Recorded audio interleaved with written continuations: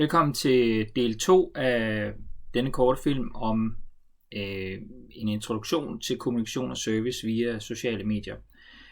I den her del 2 vil jeg meget praktisk fortælle om, hvordan man kan gå videre med en strategisk plan for kommunikation sammen.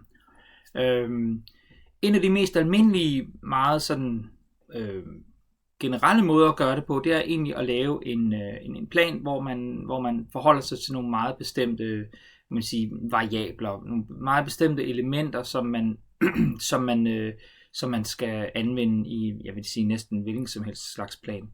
Her er for eksempel et eksempel på en meget enkel plan, hvor man kunne lave sine forskellige skiftende overskrifter, en kommunikationsplan for bestemte events eller for bestemte dele.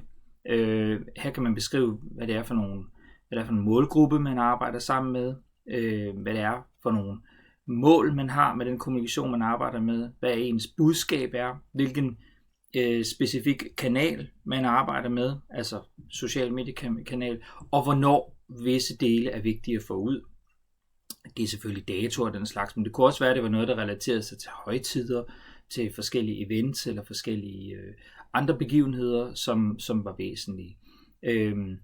Og så er der selvfølgelig også elementer som om hvor meget skal man gøre det sådan, så at sige, gratis, og hvor meget skal man poste penge i, måske at få boostet sine budskaber, for eksempel på Facebook. Det er en måde at gøre det på, en meget overskuelig måde at gøre det på. Men det jeg egentlig vil sige, man skal lave allerførst, og som er ret væsentligt, det er at have sådan en generel plan. Og postmodellen, eller the post method, som den også kaldes, den er ret god, og ligesom at skabe sådan en konsensus, når man for eksempel samarbejder med et team om, hvad er det, vi skal for hvem. Og det er sådan en kort for P for people, O for objectives, altså mål, S for strategies, og så T for technology. Det, som er meget, meget væsentligt at se i den her model, det er, at teknologi ligger nederst. Det handler altså først om at finde ud af, hvad det er for nogle relationer, der er mellem mennesker, igen med det sociale objekt. Hvad er det, der interesserer folk? Hvad er det for nogle mål, du har? Og hvordan vil du nå de mål? Og så kommer teknologien ind i billedet. Det er altså ikke et spørgsmål om at sige, vi vælger Facebook, og så går man i gang. Hvis nu ens publikum er primært på Twitter, så dur det ikke. Man kan være heldig, at de er på flere kanaler, men vær sikker på, at du ved, hvad det er for nogle kanaler, din målgruppe bruger. Også hvad dine kanaler kan. Hvad er det, de forskellige typer medier kan? For eksempel på Instagram, og kan du bruge en masse hashtags. Det kan du ikke så godt på Twitter. Det vil Twitter opfatte som spam. Så der er nogle forskellige ting, du heller kan gøre på alle medier. Men P for people, altså først og fremmest, hvem er din målgruppe? Hvad ved du om dem? Hvad interesserer dem? O står for objectives, mål. Hvad er dine overordnede mål? Hvad vil du opnå? Det er sådan, at det er ret godt at, ligesom at have styring på konsensus i en gruppe af måske forskellige fagligheder. S står for strategier. Hvad er det? Hvordan kan man strategisk praktisk nå disse mål? Det kan være blandt andet med den plan, jeg har vist lige før. Det kan også være med en decideret indholdsplan, som jeg vil vise lige om lidt. T for teknologi. Hvor er din målgruppe? Og hvad vil de have mulighed for at gøre? Altså, hvad kan de gøre på forskellige platforme? Som sagt, på den hjemmeside, Homebase, der kan de ikke gøre så meget, det er dig, der bestemmer der. Men på Outposts, altså på de sociale medier, kan der gøres meget mere. Det fører mig frem til det, der hedder en contentplan. Og nu er det her vist meget, meget forsimplet, men det er noget, man arbejder med inden for markedsføring, og også andre former for mere almindelige kommunikationsstrategiske områder i dag, når man snakker sociale medier. Det er faktisk ikke til at komme udenom. Først og fremmest, find ud af, hvad er det sociale objekt? Hvad interesserer folk? Hvad skal du overordnet poste, og hvornår på hvilke medier? Så er det man kalder call to action. Folk skal kunne reagere på dine posts. Hvordan skal de reagere? Er det noget med, at de skal gå ind på en bestemt side? Skal de trykke på en specifik knap? Skal de like det? Skal de købe noget? Hvad er det, du vil? Skab dialog, skab delinger. Hvad er det for nogle specifikke call to actions, du vil have på dine forskellige dele? Og som jeg nævnte før, brug hashtags, der passer til mediet. Og så planlæg. Lav den her tidsplan, der tager højde for tid og indhold. Og det her, det er et rigtig godt eksempel på nogle af de dele, der kunne være med. Det er simpelthen, at man kan lave det i nogle Excel-ark, man kan også lave det på nogle store whiteboard-tavler. Man kan gøre det på rigtig mange måder. Sæt dag på, dato. Hvad er det for en anledning? Hvilken sproglig tone skal anvendes overordnet? Det vil jeg også komme lidt tilbage til lige om lidt. Hvad er det for nogle målgrupper, du går efter specifikt? Det kunne godt være børnefamilien en dag, og så næste dag var det måske business-segmentet. Der kunne være mange ting. Og så er det, hvilket medie er det? Her står der så Facebook og tekst, Twitter og tekst. Det vil sige, at man skriver simpelthen sin tekst ind her. Det skal ikke være raketvidenskab. Man skal ikke sidde på selve dagen og sige, nå, det var så i dag, vi skulle skrive et eller andet om Black Friday, eller et eller andet. Hvad skal vi lige skrive? Teksten skal være her. Så har man det på forhånd. Det betyder ikke, at man ikke fleksibelt kan sætte nyere ting ind undervejs. Det kan man sagtens. Men husk, have ligesom den her plan for øje. Husk også, at fleksibelt handler det selvfølgelig også om at kunne tale med folk. Men det er også vigtigt at have den her kommunikationsplatform, hvor man ligesom sådan poster ud til folk. Det er ikke for at sige, at det er ligesom en gammeldags reklamekanal, men det er også for at opfordre folk til at indgå i dialog. Det kunne også være live begivenhed, hvor man siger, jamen vi afslører et eller andet nyt smart i vores virksomhed her på fredag. Jamen så sig til folk, på fredag, der er der den live begivenhed, og så kør live begivenheden via Facebook for eksempel om fredagen. Lad det være en del af jeres planlægning. En væsentlig ting er også, hvordan taler du med folk? Hvordan går du i specifik dialog med folk, og hvordan taler du med dem? Til det formål kan man anvende det, der hedder det farvede sprog, opfundet af en tysk reklamemand, som har anvendt det sådan til traditionel reklame, men man kan også se det i forhold til, hvordan man kan snakke sammen på de sociale medier. Der er sådan 4 hoveddele, og det er sådan nogle ting, det kan godt være svært lige at have det på ryggraden og bruge det sådan meget mekanisk, det er heller ikke det, man skal. Men hvis man sådan nogenlunde hælder til det her, så har man en rigtig god platform til at tale med folk på sociale medier.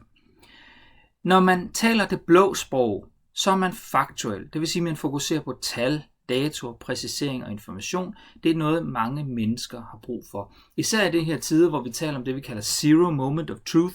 Det vil sige, at folk gennemgår ikke flere forskellige led i en købsproces for eksempel, eller en handlingsproces. Det kan være, lige nu skal de vide noget, og så går de på de online medier, og så skal de have nogle præcis information. Og der er det blå sprog meget, meget vigtigt. Der skal de ikke have en masse udenom snak. Det grønne sprog, det handler om kvalitet.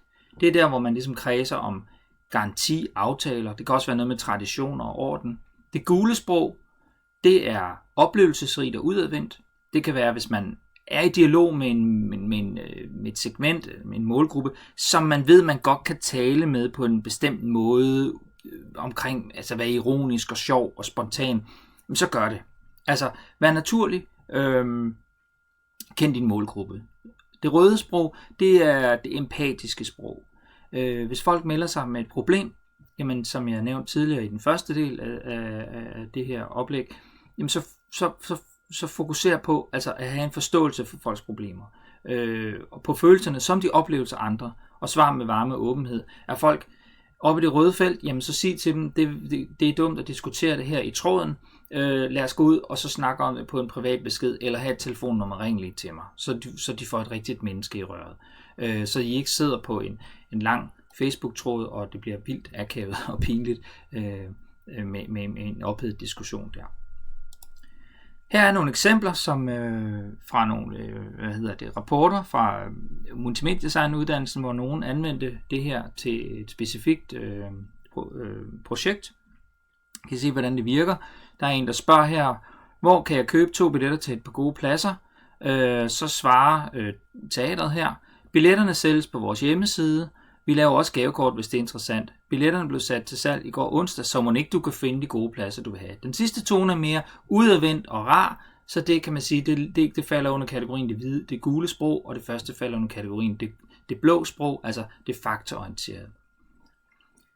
Her er også et andet eksempel. Det er mere sådan det afsender-minded, service-minded, det vil sige, det er ikke så meget et svar, det er mere, når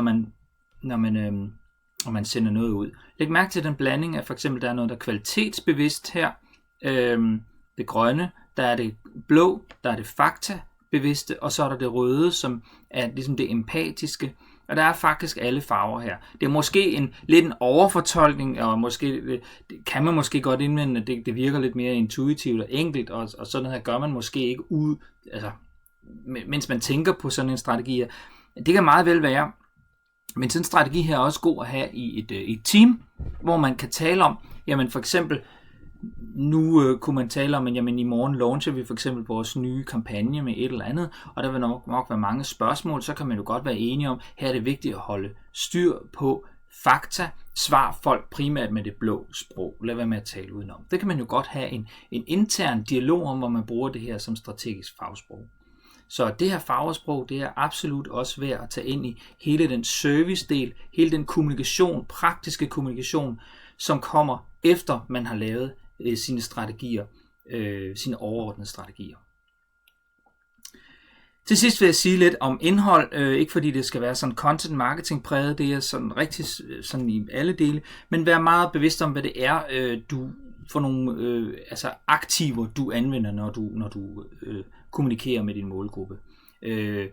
Skal det være rapporter, skal det være nyheder, skal det være bøger, skal det være konkurrencer, anmeldelser. Der er mange forskellige ting, der kommer, du kan poste ud til folk og anvende i brugen af kommunikation. Men uanset hvad, så skal du være bevidst om, hvordan du ligesom formidler det, og hvordan det også kan være med til at skabe dialog på dine sociale medier. Her er en meget god figur, jeg gerne vil vise jer, som jeg har fundet. Linket står her nedenunder, hvor I kan se, hvordan de her elementer, de her indholdselementer går fra det rationelle til det emotionelle. Og det er selvfølgelig også væsentligt, at man husker, hvad skal det bruges til indholdet, og hvorfor skal det bruges, og for hvem. Og det kan man igen, som jeg viste lige før, det kan man igen sætte i relation til en contentplan, hvor man siger, jamen, hvad er det, vi vil med de forskellige elementer? Hvad er det, vi vil sætte i spil? På den måde spiller de også med selve de her elementer ind i det sociale objekt, og det, som man arbejder med præcist.